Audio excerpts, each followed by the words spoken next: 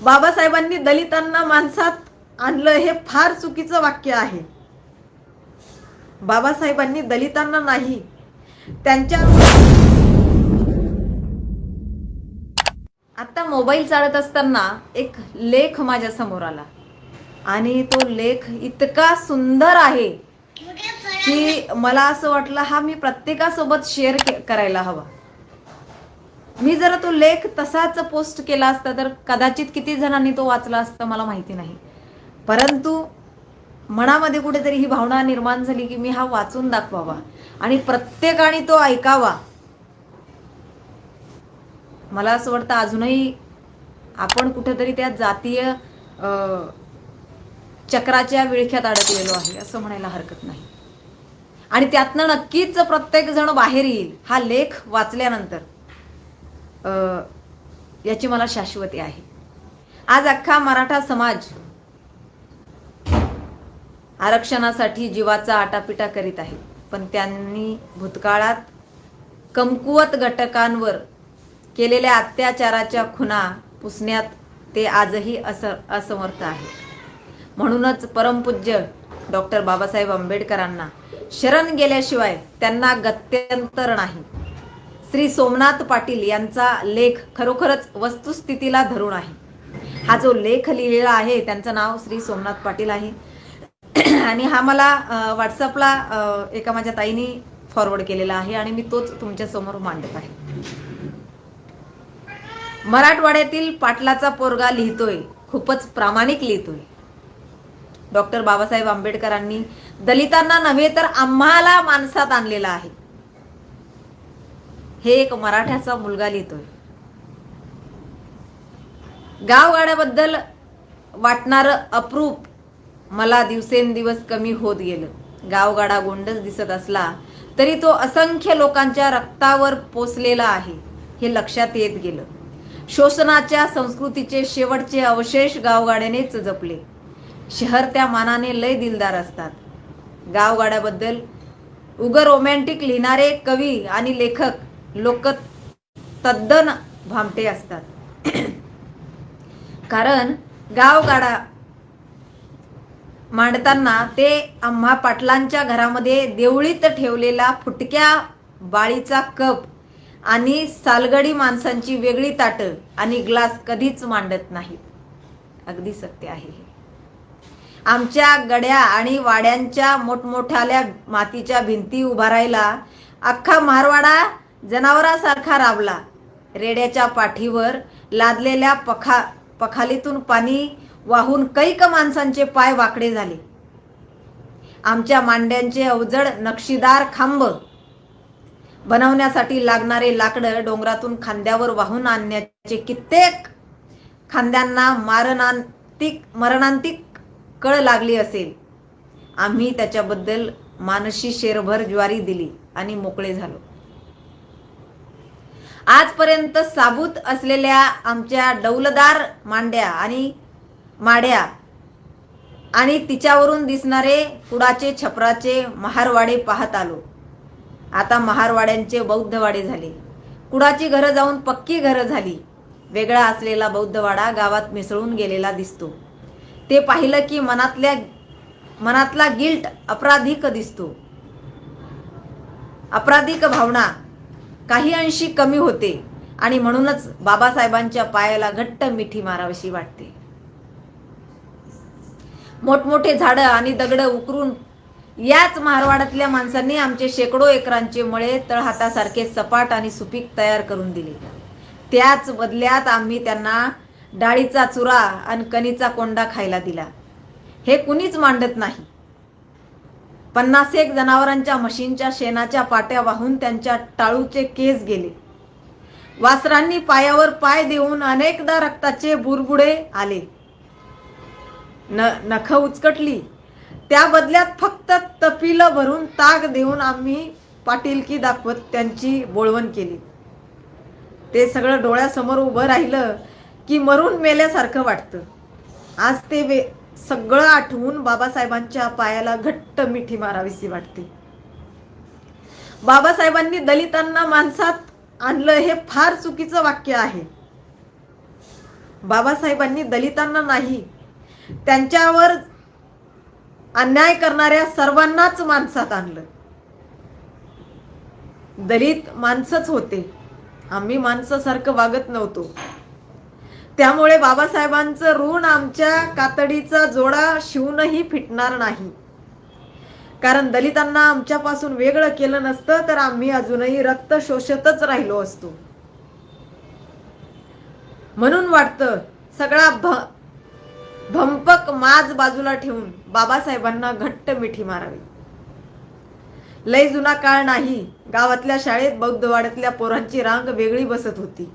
म्हणजे तसं कॅम्पल्शन नव्हतं, पण सामाजिक कंपू बाजपणा आणि हजारो वर्षाची डीएनएच्या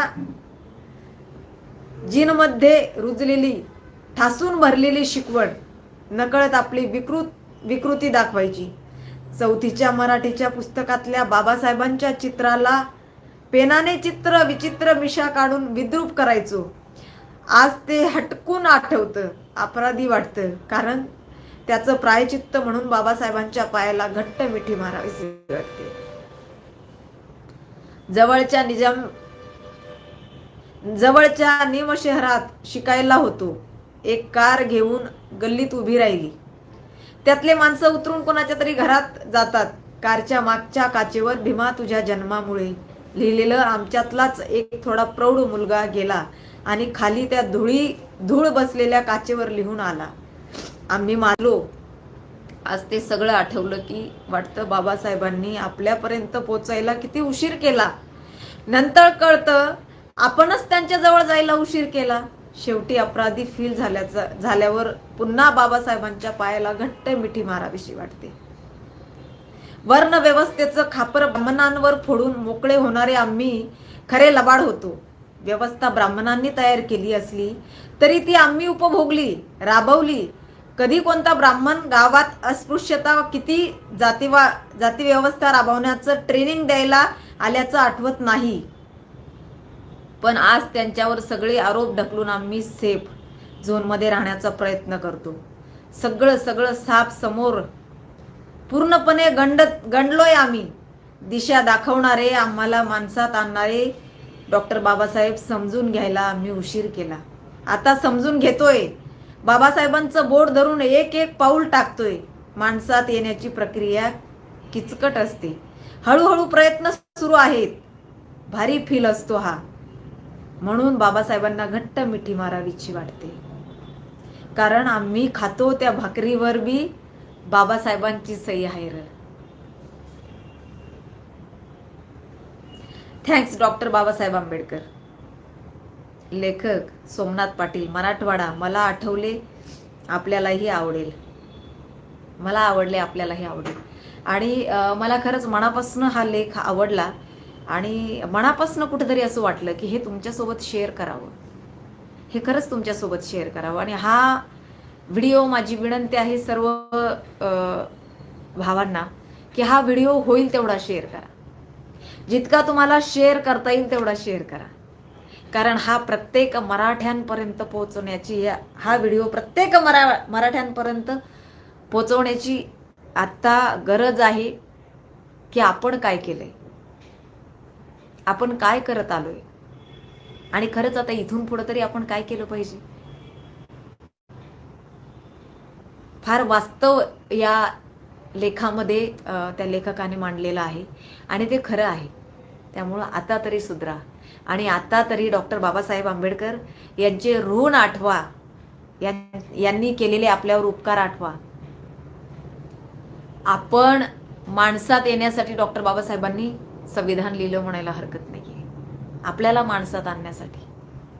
कारण दलितांना माणसात आणण्याची गरज नव्हती रे. ते माणसंच होती. त्यांनी कुणावर अत्याचार केले नाही. परंतु आपण मात्र आतोनात त्यांच्यावर अत्याचार केले. हे मान्यच करावं लागेल. मान्यच करावं लागेल. आणि अजूनही आपण आपली विकृती सोडत नाही. ही फार मोठी खंत आहे. फार मोठी खंत आहे.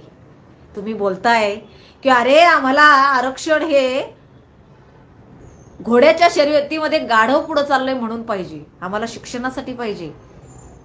आम्हाला फुकटचं गहू आणि तांदूळ खाण्यासाठी नकोय. आणि काय तर आमची बरोबरी करायला तुमच्या 7 पिढ्या जातील. अरे एका पिढीत मध्ये डॉक्टर बाबासाहेबांच्या कायद्याने तुम्हाला चितपट केलं रे. तुम्ही काय त्यांची बरोबरी करता? एकाच पिढीने तुम्हाला चितपट केले.